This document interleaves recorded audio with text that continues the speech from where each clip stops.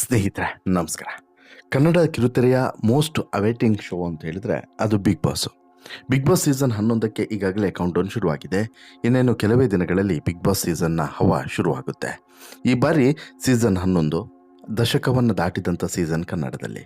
ಹೀಗಾಗಿ ಸಾಕಷ್ಟು ವಿಶೇಷತೆ ಮತ್ತು ವೈಶಿಷ್ಟ್ಯತೆ ಇರುತ್ತೆ ಅನ್ನುವಂಥ ನಂಬಿಕೆ ಇದೆ. ಹಾಗಾಗಿ ಈಗಾಗಲೇ ಒಂದು ಪ್ರೋಮೋವನ್ನು ಕೂಡ ರಿಲೀಸ್ ಮಾಡಲಾಗಿದೆ. ಈ ಪ್ರೋಮೋ ವಿಶೇಷವಾಗಿದೆ, ಬಟ್ ಅದ್ಭುತವಾಗಿ ಏನಿಲ್ಲ, ನಾರ್ಮಲ್ ಆಗಿ ಇರುವಂಥ ಒಂದು ಪ್ರೋಮೋ. ಈ ಪ್ರೋಮೋದಲ್ಲಿ ಹೊಸ ಅಧ್ಯಾಯ, ಹೊಸ ದಶಕ, ಹೊಸ ನಿರೂಪಕ ಅನ್ನುವಂತಹ ಒಂದು 3 ವಿಚಾರವನ್ನು ಇಟ್ಕೊಂಡು ಇಲ್ಲಿ ಬಿಗ್ ಬಾಸ್ನ ಮೊದಲ ಪ್ರೋಮೋವನ್ನು ರಿಲೀಸ್ ಮಾಡಿದ್ದಾರೆ. ಹಾಗಾದರೆ ಬಿಗ್ ಬಾಸ್ ಕಾರ್ಯಕ್ರಮದ ಹಾಲಿ ನಿರೂಪಕ ಕಿಚ್ಚ ಸುದೀಪ್ ಅವರು ಈ ಶೋನಿಂದ ಹೊರಗಡೆ ಹೋಗ್ತಿದ್ದಾರೆ. ಇಲ್ಲಿ ಅಂತಿಮವಾಗಿ ಒಬ್ಬ ನಗಾಡುವಂತಹ ವಾಯ್ಸನ್ನು ಕೂಡ ಈ ಪ್ರೋಮೋದಲ್ಲಿ ಸೇರಿಸಿದ್ದಾರೆ. ಆ ವ್ಯಕ್ತಿ ಯಾರು, ಆ ನಟ ಯಾರು? ಸುದೀಪ್ ಅವರದೇ ವಾಯ್ಸನ್ನು ಮಾಡ್ಯುಲೇಷನ್ ಮಾಡಿ ಹಾಕಿದ್ದ ಅಥವಾ ಬೇರೆಯದ್ದೇ ಒಬ್ಬ ನಟ, ಅದು ಕೂಡ ಪ್ರಖ್ಯಾತ ನಟ, ಆತ ಬಂದು ಬಿಗ್ ಬಾಸ್ ಶೋವನ್ನು ಹೋಸ್ಟ್ ಮಾಡ್ತಾನೆ? ಅಷ್ಟು ಪುರ್ಸೊತ್ತಿದೆಯಾ ಆತನಿಗೆ? ಹೀಗೆ ಇದೊಂದು ಪ್ರಶ್ನೆ. ಜೊತೆಗೆ ಸುದೀಪು ಇಷ್ಟು ಸೀಸನ್ಗಳನ್ನು ನಡೆಸಿಕೊಟ್ಟಿದ್ದಾರೆ, ಈಗಲೂ ಕೂಡ ಎಲ್ಲೂ ಕೂಡ ಹೇಳಿಲ್ಲ ನಾನು ಬಿಗ್ ಬಾಸ್ನಿಂದ ಹೊರಗಡೆ ಹೋಗ್ತಾ ಇದ್ದೀನಿ, ಬಿಗ್ ಬಾಸ್ ಶೋವನ್ನು ನಡೆಸಿಕೊಡೋದಿಲ್ಲ, ಹೀಗೆಲ್ಲೂ ಕೂಡ ಹೇಳಿಲ್ಲ. ಆದರೂ ಕೂಡ ಸುದೀಪು ಈ ಬಾರಿ ಬಿಗ್ ಬಾಸ್ ಶೋನಲ್ಲಿ ಇರೋದಿಲ್ಲ ಅನ್ನುವಂಥ ಸುದ್ದಿ ಹೊರಗಡೆ ಬಂದಿದೆ. ಯಾಕೆ? ಸುದೀಪ್ ಲೆಕ್ಕಾಚಾರ ಏನು? ಜೊತೆಗೆ ಆ ಹೊಸ ನಟ, ಒಂದು ವೇಳೆ ಆ ನಟನನ್ನು ಆಯ್ಕೆ ಮಾಡಿಕೊಂಡ್ರೆ ಆ ನಟನ ಲೆಕ್ಕಾಚಾರ ಏನು? ಹೀಗೆ ಸಾಕಷ್ಟು ಪ್ರಶ್ನೆಗಳಿದ್ದಾವೆ. ಬಟ್ ಅಂತಿಮವಾಗಿ ಒಂದು ಟ್ವಿಸ್ಟ್ ಕೂಡ ಇದೆ. ಅದಕ್ಕೆ ನೀವು ಕೊನೆಯವರೆಗೂ ಕೂಡ ಈ ಸ್ಟೋರಿಯನ್ನು ನೋಡಲೇಬೇಕು. ಅದಕ್ಕಿಂತ ಮುಂಚೆ ನೀವಿನ್ನೂ ಕೂಡ ನಮ್ಮ ಚಾನಲನ್ನು ಸಬ್ಸ್ಕ್ರೈಬ್ ಮಾಡಿಲ್ಲ ಅಂದರೆ ದಯವಿಟ್ಟು ಕೂಡಲೇ ಸಬ್ಸ್ಕ್ರೈಬ್ ಮಾಡಿ ಸ್ನೇಹಿತರೆ. ಬಿಗ್ ಬಾಸ್ ಸೀಸನ್ 11 ಇನ್ನೇನು ಕೆಲವೇ ದಿನಗಳಲ್ಲಿ ಶುರುವಾಗ್ತಿದೆ. ಈಗ ಅನುಬಂಧ ಅವಾರ್ಡ್ ಶುರು ಆಗುತ್ತೆ. ಅನುಬಂಧ ಅವಾರ್ಡ್ ಆದ ಬಳಿಕ ಬರೋದೇ ಬಿಗ್ ಬಾಸ್ ಶೋ. ಈ ಬಿಗ್ ಬಾಸು ಬಹುಶಃ ಅಕ್ಟೋಬರ್ನಲ್ಲಿ ಆನ್ ಏರ್ ಆಗಬಹುದು ಅನ್ನುವಂಥ ಲೆಕ್ಕಾಚಾರ ಇದೆ. ಸೆಪ್ಟೆಂಬರ್ ಅಂತ್ಯ ಅಥವಾ ಅಕ್ಟೋಬರ್ನಲ್ಲಿ. ಈಗಾಗಲೇ ಒಬ್ಬೊಬ್ಬ ಸ್ಪರ್ಧಿಗಳನ್ನು ಕೂಡ ಕಾಂಟ್ಯಾಕ್ಟ್ ಮಾಡ್ತಿದ್ದಾರೆ. ಬರ್ತೀರಾ ಅಂತ ಹೇಳಿಬಿಟ್ಟು 2-3 ಮೀಟಿಂಗ್ಗಳನ್ನು ಮಾಡಿ ಕೆಲವರನ್ನು ಫೈನಲ್ ಮಾಡ್ಕೊಂಡಿದ್ದಾರೆ, ಶಾರ್ಟ್ ಲಿಸ್ಟ್ ಮಾಡ್ಕೊಂಡಿದ್ದಾರೆ. ಇನ್ನೂ ಕೂಡ ಅಂತಿಮವಾಗಿ ಯಾರಿಗೂ ಕೂಡ ಅಗ್ರಿಮೆಂಟನ್ನು ಮಾಡ್ಕೊಂಡಿಲ್ಲ, ಶಾರ್ಟ್ ಲಿಸ್ಟನ್ನು ಮಾಡ್ಕೊಂಡಿದ್ದಾರೆ. ಆ ಶಾರ್ಟ್ ಲಿಸ್ಟ್ಗಳು ಮುಗಿದ ಬಳಿಕ ಅಂತಿಮವಾಗಿ ಒಂದು ಫಿಲ್ಟರನ್ನು ಮಾಡಿ ಅಭ್ಯರ್ಥಿಗಳನ್ನು ಫೈನಲ್ ಮಾಡ್ತಾರೆ ಅನ್ನೋದು ಈಗ ಗೊತ್ತಾಗ್ತದೆ. ಇವರಿಗೆ ಬಂದಿರುವಂಥ ಅಭ್ಯರ್ಥಿಗಳ ಪಟ್ಟಿ ಇದೆಯಲ್ಲ, ಇದರಲ್ಲಿ ಕೆಲವು ಆ ಕಡೆ ಈ ಕಡೆ ಆಗಬಹುದು, ಕೆಲವಂತೂ ಇರಬಹುದು ಅನ್ನೋದು ಗೊತ್ತಾಗ್ತಿದೆ. ಆ ಸ್ಪರ್ಧಿಗಳು ಇರಬಹುದು ಅನ್ನೋದು ಗೊತ್ತಾಗ್ತಿದೆ. ಈ ನಡುವೆ ಮತ್ತೊಂದು ಇಂಟ್ರೆಸ್ಟಿಂಗ್ ವಿಚಾರ ಏನು ಅಂತ ಹೇಳಿದರೆ, ಈ ಬಾರಿಯ ಸೀಸನ್ 11ರಲ್ಲಿ ಹೋಸ್ಟ್ ಯಾರು ಅನ್ನುವಂಥದ್ದು. ಹೌದು, ಈಗಾಗಲೇ ಇದಕ್ಕೆ ಸಂಬಂಧಪಟ್ಟಂಥ ಒಂದು ಪ್ರೋಮೋ ಕೂಡ ರಿಲೀಸ್ ಆಗಿದೆ. ಶೀಘ್ರದಲ್ಲೇ ಬಿಗ್ ಬಾಸನ್ನು ಶುರು ಮಾಡ್ತಿದ್ದೇವೆ ಎನ್ನುವಂತಹ ಒಂದು ಪ್ರೋಮೋ ಈಗಾಗಲೇ ಭಾರಿ ಸಂಚಲನವನ್ನೇ ಸೃಷ್ಟಿಸಿದೆ. ಕಲರ್ಸ್ ಕನ್ನಡ ಈಗಾಗಲೇ ಈ ಪ್ರೋಮೋವನ್ನು ರಿಲೀಸ್ ಮಾಡಿದೆ. ಬಿಗ್ ಬಾಸ್ನಲ್ಲಿ ಪರಿಚಯವಾದಂಥ ಅದೆಷ್ಟೋ ನಟರು, ನಟಿಯರು ಇವತ್ತು ಬದುಕನ್ನು ಕಟ್ಟಿಕೊಂಡಿದ್ದಾರೆ. ಬಿಗ್ ಬಾಸ್ ಅನ್ನೋದು ಒಂದು ವಿಶೇಷವಾದಂಥ ವ್ಯಕ್ತಿತ್ವದ ಶೋ. ಈ ಸೀಸನ್ 11ರವರೆಗೆ ಬಂದಂತಹ ಕಾರಣ ಇಲ್ಲಿ ಕಿಚ್ಚ ಸುದೀಪ್ ಅವರ ನಿರಂತರವಾದಂಥ ಬೆಂಬಲ. ಆದರೆ ಈ ಬಾರಿ ಕಿಚ್ಚ ಸುದೀಪ್ ಅವರು ಹೋಸ್ಟ್ ಮಾಡೋದಿಲ್ವಾ ಬಿಗ್ ಬಾಸನ್ನು ಅನ್ನುವಂಥ ಪ್ರಶ್ನೆ ಈಗ ಮೂಡಿದೆ. ಅದಕ್ಕೆ ಸಾಕ್ಷಿಯಾಗಿ ಈಗ ಹೊಸದೊಂದು ಪ್ರೋಮೋ ಕೂಡ ರಿಲೀಸ್ ಆಗಿದೆ. ಈ ಪ್ರೋಮೋದಲ್ಲಿ ಈ ಬಿಗ್ ಬಾಸ್ ಶೋನ ಆರಂಭ ಮತ್ತು ಬದಲಾವಣೆಯ ಕುರಿತು ಒಂದು ಚಿಕ್ಕ ಸುಳಿವನ್ನು ಕೊಡಲಾಗಿದೆ. ಹೊಸ ಅಧ್ಯಾಯ, ಹೊಸ ದಶಕ, ಹೊಸ ನಿರೂಪಕ ಅನ್ನುವಂತಹ ಒಂದು ಟ್ಯಾಗ್ಲೈನನ್ನು ಕೊಟ್ಬಿಟ್ಟು, ಹೆಡ್ಡರನ್ನು ಕೊಟ್ಬಿಟ್ಟು ಈ ಪ್ರೋಮೋವನ್ನು ರಿಲೀಸ್ ಮಾಡಿದ್ದಾರೆ. ಈಗಾಗಲೇ ಬಿಗ್ ಬಾಸ್ ಲೋಗೋವನ್ನು ಕಲರ್ಸ್ ಕನ್ನಡ ವಾಹಿನಿ ಪರಿಚಯವನ್ನು ಮಾಡಿತ್ತು. ಅದರ ಹ್ಯಾಶ್ಟ್ಯಾಗ್ನಲ್ಲಿ ಕಿಚ್ಚ ಸುದೀಪ್ ಹೆಸರು ಹಾಕಲಾಗಿತ್ತು.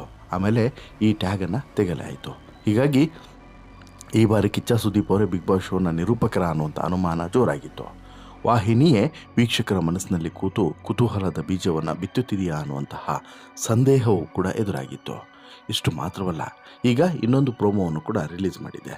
ಆ ಪ್ರೋಮೋದಲ್ಲಿ ನಮಸ್ಕಾರ ಕರ್ನಾಟಕ, ಹೇಗಿದ್ದೀರಾ ಅಂಥೇಳಿ ಇಲ್ಲಿ ಪ್ರಶ್ನೆಯನ್ನು ಕೇಳುತ್ತೆ.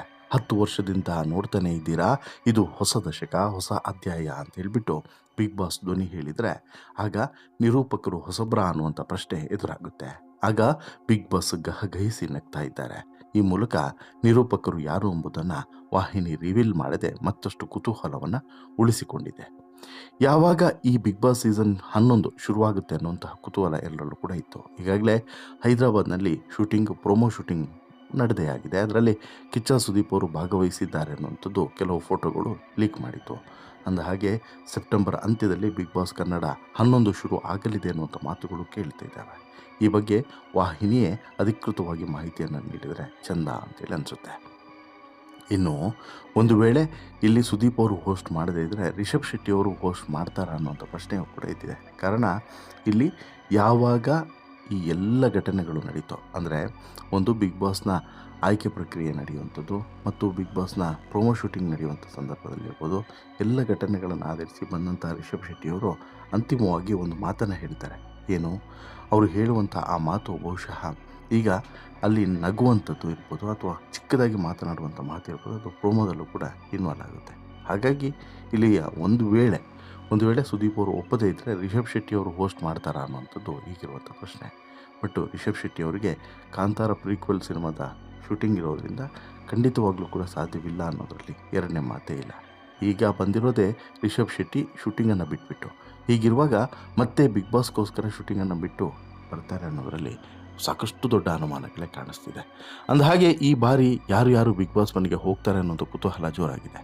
ಕಾಮಿಡಿಯನ್ಸ್ಗಳು, ಗಾಯಕರು, ರಾಜಕಾರಣಿ, ಭವಿಷ್ಯ ಹೇಳೋರು, ಕ್ರೀಡಾ ಕ್ಷೇತ್ರ, ಸೋಷಿಯಲ್ ಮೀಡಿಯಾದಲ್ಲಿ ಸೌಂಡ್ ಮಾಡಿದವರು, ಇನ್ನು ಧಾರಾವಾಹಿ ಸಿನಿಮಾ ನಟರು ಇವರೆಲ್ಲರೂ ಕೂಡ ಬಿಗ್ ಬಾಸ್ ಸೀಸನ್ 11ಕ್ಕೆ ಹೋಗ್ತಾರೆ ಅನ್ನೋದು ಗೊತ್ತಾಗಿದೆ.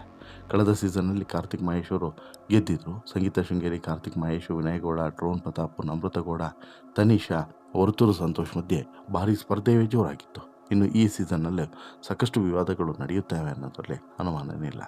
ಜೊತೆಗೆ ಒಂದು ವೇಳೆ ನಡೆಯದಿದ್ದರೂ ನಡೆಸುವಂತೆ ಮಾಡ್ತಾರೆ ಅನ್ನೋದು ಕೂಡ ಡೌಟೇ ಇಲ್ಲ. ಅದೇ ಮುಂದಿನ ದಿನಗಳಲ್ಲಿ ಭಾರಿ ದೊಡ್ಡ ಬದಲಾವಣೆಯೊಂದಿಗೆ ಬಿಗ್ ಬಾಸ್ ಬರುತ್ತಾ, ಬಿಗ್ ಬಾಸ್ ಸೀಸನ್ 11 ಬರುತ್ತಾ ಅನ್ನೋದು ಈಗಿರುವಂಥ ಪ್ರಶ್ನೆ. ಬಟ್ ಇಲ್ಲಿರುವಂಥದ್ದು ಬದಲಾವಣೆ ಅಂತ ಹೇಳಿದ್ರೆ ಸೀಸನ್ ಬದಲಾವಣೆ ಆಗ್ಬೋದೇ ಹೊರತು ಸ್ಪರ್ಧಿಗಳು ಅಥವಾ ಆಟದ ಶೈಲಿ ಬದಲಾವಣೆ ಆಗೋದಿಲ್ಲ ಅನ್ನೋದು ಸ್ಪಷ್ಟ. ಸ್ಪರ್ಧಿಗಳಲ್ಲಿ ಅಷ್ಟೇ ವೈಶಿಷ್ಟ್ಯತೆ, ಅದಕ್ಕಿಂತ ಹೆಚ್ಚಿಗೆ ಏನು ಸಾಧ್ಯವಿಲ್ಲ. ಇದು 2 ಆಯಾಮ. ಇನ್ನು 3ನೇ ಮತ್ತು ಬಹುಮುಖ್ಯವಾದಂಥ ಆಯಾಮ ಏನು ಅಂತ ಹೇಳಿದ್ರೆ, ಸುದೀಪ್ ಅವರು ಈ ಕಾರ್ಯಕ್ರಮವನ್ನು ಹೋಸ್ಟ್ ಮಾಡದೇ ಇದ್ದರೆ ಕತೆ ಏನು ಅಂತೇಳಿ. ನೀವು ಬಹುಶಃ ಈ ಧ್ವನಿಯನ್ನು ಕೇಳಿಸುವಂಥ ಸಂದರ್ಭದಲ್ಲಿ ನಿರೂಪಕರು ಬದಲಾಗಿದ್ದಾರೆ ಅನ್ನುವಂತಹ ವಿಚಾರವನ್ನು ಪ್ರೋಮೋದಲ್ಲಿ ಯಾವ ಉಲ್ಲೇಖ ಮಾಡಿದ್ರು ನೀವು ನೋಡಿ. ಅಷ್ಟೂ ಕಮೆಂಟ್ನಲ್ಲಿರೋದು ಸುದೀಪ್ ಇಲ್ಲದಿದ್ದರೆ ನಾವು ಬಿಗ್ ಬಾಸನ್ನು ನೋಡೋದಿಲ್ಲ. ಬಿಗ್ ಬಾಸ್ ಅಂದರೆ ಸುದೀಪ್ ಅಂದರೆ ಬಿಗ್ ಬಾಸ್, ಆ ರೀತಿ ಆಗಿದೆ. ಹಾಗಾಗಿ ಅಂತಹ ಕೆಟ್ಟ ಧೈರ್ಯವನ್ನು ಇಲ್ಲಿ ಈ ಎಂಡೋಮಲ್ ಅಥವಾ ಕಲರ್ಸ್ ಕನ್ನಡ ವಾಹಿನಿಯವರು ಮಾಡಲಿಕ್ಕಿಲ್ಲ ಅನ್ನೋದು ಸ್ಪಷ್ಟ. ಈಗ ಟ್ವಿಸ್ಟ್ ಇರಲಿ, ಸ್ವಲ್ಪ ಚರ್ಚೆ ಆಗಲಿ, ಆಮೇಲೆ ಸ್ವಲ್ಪ ಪಾಪ್ಯುಲಾರಿಟಿ ಕೂಡ ಬರಲಿ ಅನ್ನುವಂಥ ಕಾರಣಕ್ಕೋಸ್ಕರ ಇಲ್ಲಿ ಬೇರೆ ವಾಯ್ಸನ್ನು ಸೇರಿಸಿ ಕೇಳಿಸಿರ್ಬೋದು. ಬಟ್ ಸುದೀಪ್ ಅವರೇ ಹೋಸ್ಟ್ ಮಾಡ್ತಾರೆ ಅನ್ನೋದು ಸದ್ಯಕ್ಕೂ ಕೂಡ ಇರುವಂಥ ಅಪ್ಡೇಟ್ಸು. ಯಾರದೇ ಹೆಸರಿದ್ರು, ಬೇರೆ ಯಾರದೇ ಹೆಸರು ಬಂದರೂ ಕೂಡ ಅದು ಜಸ್ಟ್ ರೂಮರ್ ಅನ್ನೋದರಲ್ಲಿ ಡೌಟೇ ಇಲ್ಲ. ನಿಮಗೇನು ಅನಿಸುತ್ತೆ ಸ್ನೇಹಿತರೆ, ಬಿಗ್ ಬಾಸ್ ಸೀಸನ್ 11ರ ಆರಂಭ ಹೇಗಿರ್ಬೋದು, ಯಾರೆಲ್ಲ ಸ್ಪರ್ಧಿಗಳು ಬರ್ಬೋದು, ಯಾರು ನಿರೂಪಕರಾದರೆ ಒಳ್ಳೆಯದು ಅಂತೇಳಿ ನಿಮ್ಗೆ ಅನಿಸುತ್ತೆ? ದಯವಿಟ್ಟು ಕಮೆಂಟ್ ಮಾಡಿ ತಿಳಿಸಿ. ಜೊತೆಗೆ ಈ ಸ್ಟೋರಿ ಇಷ್ಟ ಆಯಿತು ಅಂತ ಹೇಳಿದ್ರೆ ಲೈಕ್ ಮಾಡಿ, ಶೇರ್ ಮಾಡಿ, ಚಾನಲ್ಗೆ ಸಬ್ಸ್ಕ್ರೈಬ್ ಆಗೋದನ್ನು ಮರಿಬೇಡಿ. ಧನ್ಯವಾದ.